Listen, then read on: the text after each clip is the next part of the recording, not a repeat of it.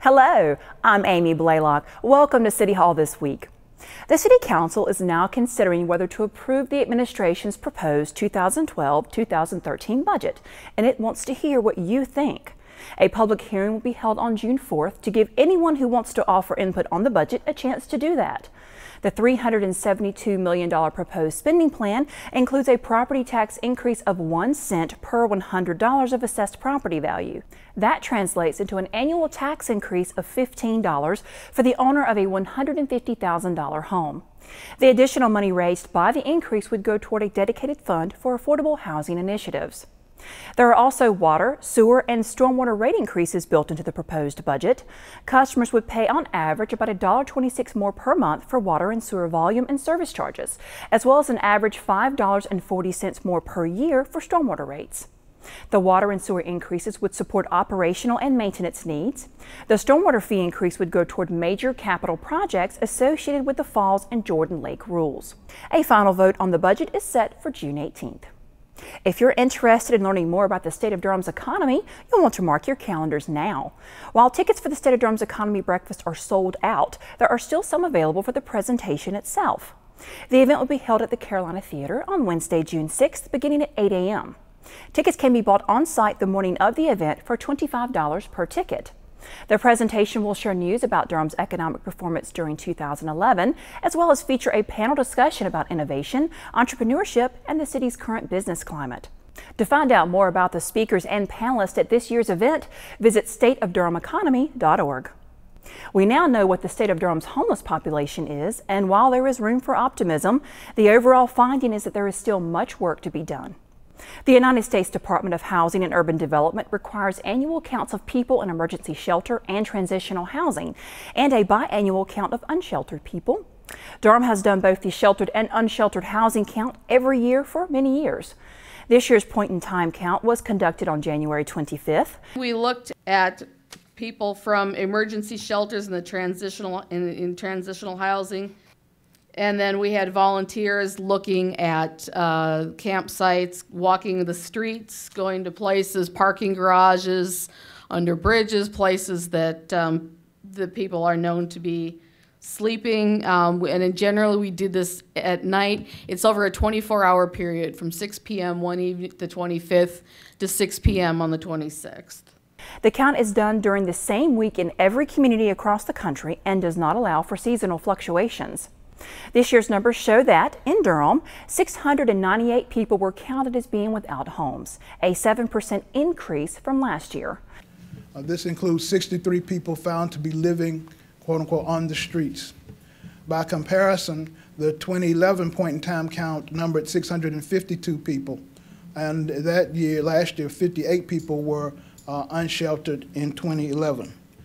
Durham continues to do a good job providing emergency shelter and transitional housing to its homeless people. Less than 10% of our people without homes are unsheltered. The number of homeless families went down by 1, from 44 in 2011 to 43 in 2012. And the number of homeless children also decreased from 82 in 2011 to 79 in 2012. Those who conducted the count say that even though they weren't able to find any homeless youth this year, they are working on a better methodology for locating them. I know they're there. So we're kind of working on how to make that a better effort, but we're taking that on this year. The count shows that the number of chronically homeless people increased between 2011 and 2012 from 102 to 134. Chronically homeless people are those with a disabling condition who have been homeless continuously for 1 year or longer, or who have had 4 or more episodes of homelessness in the last 3 years. In 2011, HUD expanded this definition to include homeless families headed by an adult with a disabling condition who meet the time requirements. The city and county and their partnering agencies are already working to make sure more beds and housing are made available for Durham's homeless population. In addition, a coordinated intake office opened 2 weeks ago under the leadership of the Durham County Department of Social Services. This initiative will provide standardized needs assessments of homeless families seeking housing assistance. There's important information about the summer solid waste pickup schedule. Find out how it will affect you in City Hall this week continues.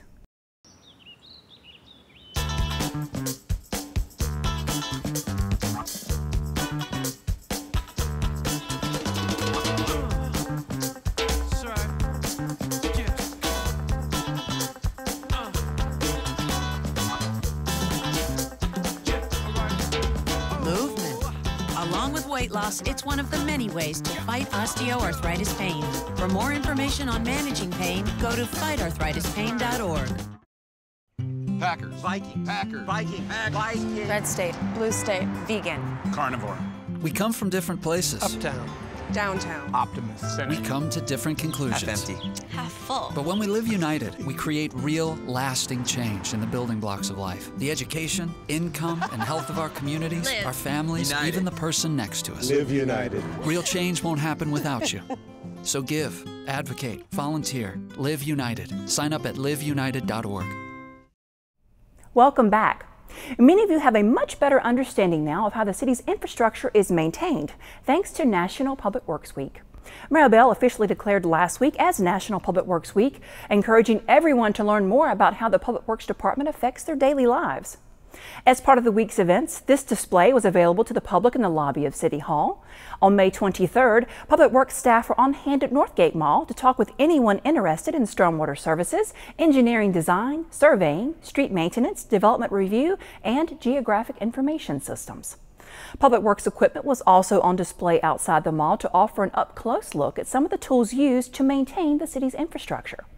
For more information about the city's Public Works Department, you can visit its homepage on the city's website. The City of Durham's Fleet Management Department has a new leader. Joe Clark has been with the city for nearly 28 years, previously serving as the manager for the Financial Operations Division. City Manager Tom Bonfield says he expects Clark to excel in the position, in large part because of his ability to negotiate and manage contracts for goods and services in a cost-efficient manner. Clark begins his new role on June 4th. Here's a note now about the solid waste and recycling pickup schedule for the summer. Between June 4th and October 1st, solid waste, yard waste, recycling, and bulky items will be picked up earlier each day. This is to help employees who work outside all day avoid the risk of heat-related illnesses and injury. Residents are asked to place their carts and bulky items on the curb the night before their normal pickup day, since the crews may start collections as early as 6 a.m. If a pickup is missed due to extreme temperatures, leave your carts at the curb and contact Durham One Call at 919-560-1200. Signs of neglect are a thing of the past for a historic Durham cemetery. Find out how these students and volunteers are giving back to their community and those who came before when City Hall This Week continues.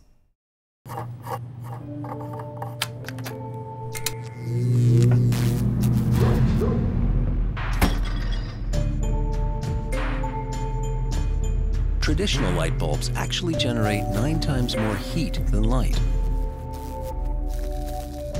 Switch to Energy Star light bulbs, and you'll realize just how much cash you are really burning through.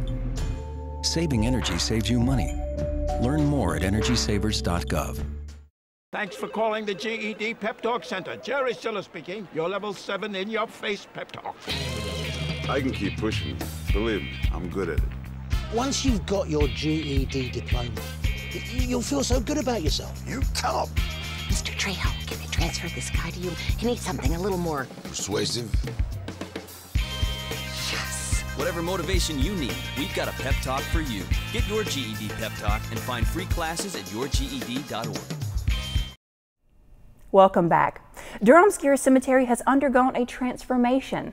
In this week's We Care segment, we'll show you how city employees, a local nonprofit, and Durham students are making a difference in their community with the largest one-day cleanup ever of the historic cemetery.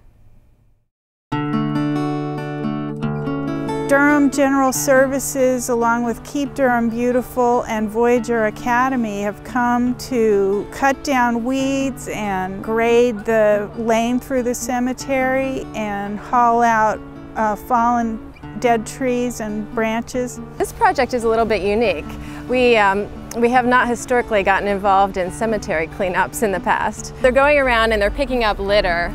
A lot of litter has accumulated, bottles, cans, snack food wrappers have sort of blown in or been carelessly tossed in. I came to this place before and it's like, it was overgrown and it was very like mysterious.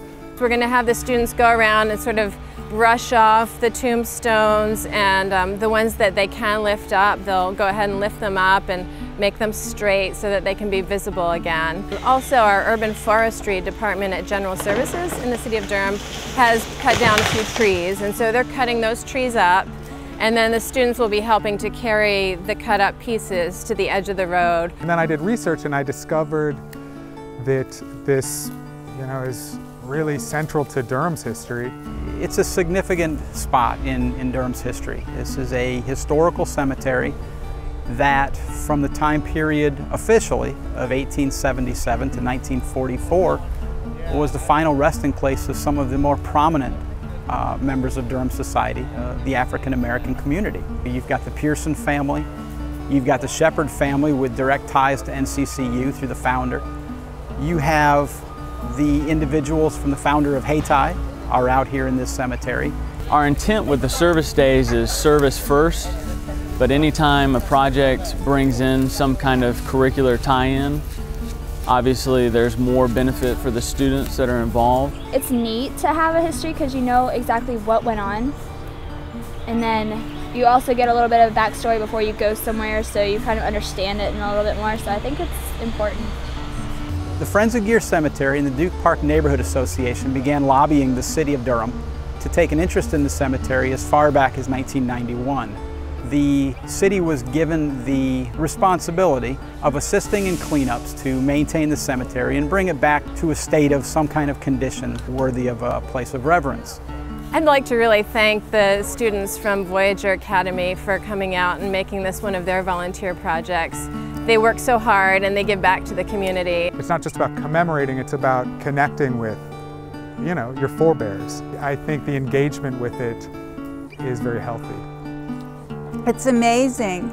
It's wonderful because people can come in the cemetery and visit their ancestors that are buried here and appreciate their contribution to Durham. Our city was built by a lot of the citizens that are currently entombed on this site. That does it for this edition of City Hall This Week. Don't forget to like us on our new Facebook page and follow us on Twitter. Those links are listed on your screen and can also be found on the Public Affairs homepage on the city's website. And of course, you can still find us on demand on DTV8's webpage or the city's YouTube channel. I'm Amy Blalock. Thank you for joining us for City Hall This Week.